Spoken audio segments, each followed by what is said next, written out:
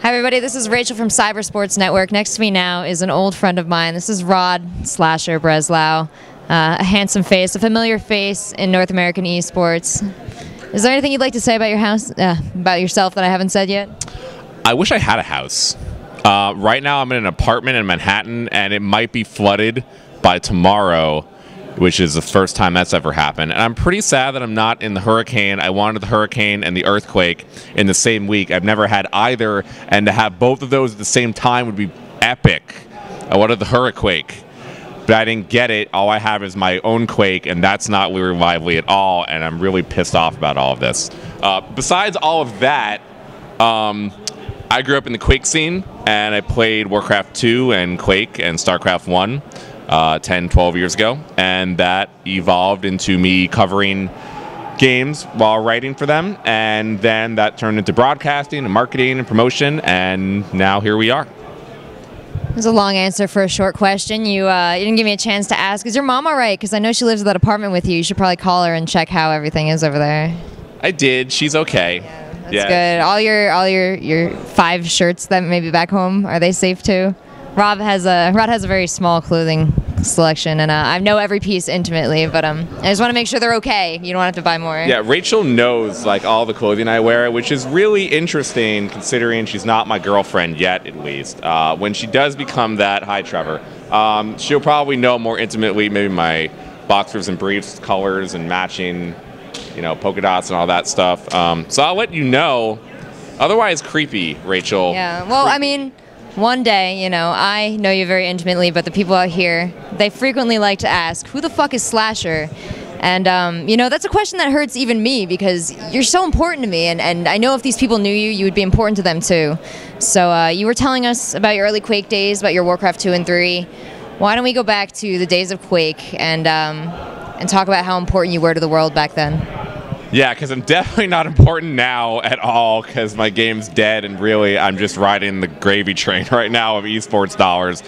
But if we wanted to go back a little bit, so pretty much my intro to competitive gaming before Quake was Doom 1 and 2, and I got to play that when I was like 6 or 7 years old on my friend's PC, and I ended up playing that a lot, and then I figured out you could play online with TCP/IP.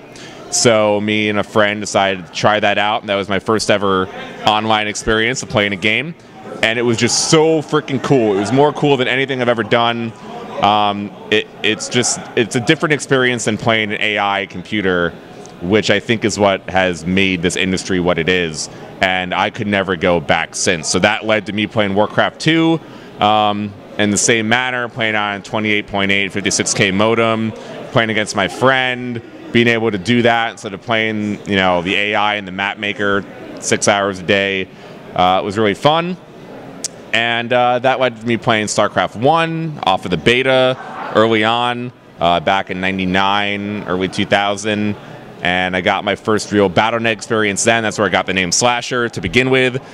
Slasher was taken, just the normal Slasher, so I had a $sign in my name, which is great because I still don't have $signs 10 years later. So that really doesn't make any sense at all. But that I was able to get my first real big online experience with Battle.net. It was more than just TCP/IP, and even I played Kali for Warcraft 2 back in the day, which is kind of the beginning before Battle.net existed. Battle.net had a ton of players, and I got to make a clan tag, and I got my first clan ever. I actually played on a Macintosh back then, and I was in the first ever Macintosh clan that has ever existed, and it still exists today, 12 years later. So I'm actually proud of that, and those guys are still around, which is pretty cool. And then finally, I got into Quake 2 after a few years of StarCraft because I got good, but I wasn't that good, and Koreans back then were still owning people as they are now. So I was like, hey, I better play something that white people play. So I played Quake, and that was my first FPS experience besides Doom. I played some GoldenEye, I guess, but can't match the PC.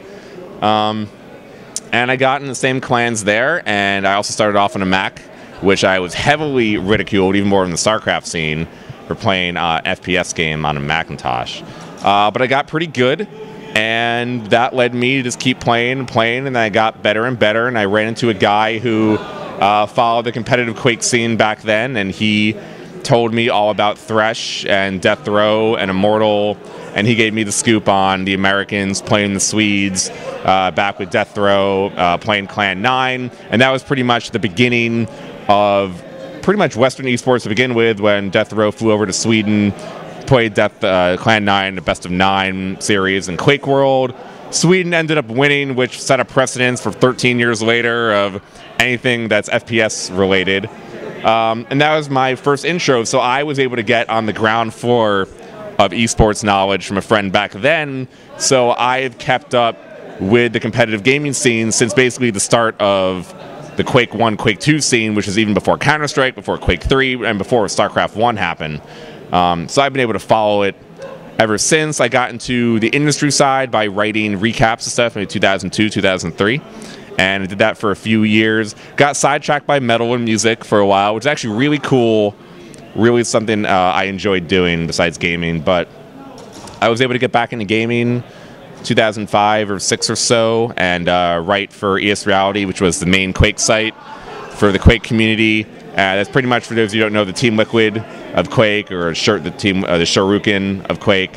And I was able to get real involved. I started going to my first events in 2004, 2005.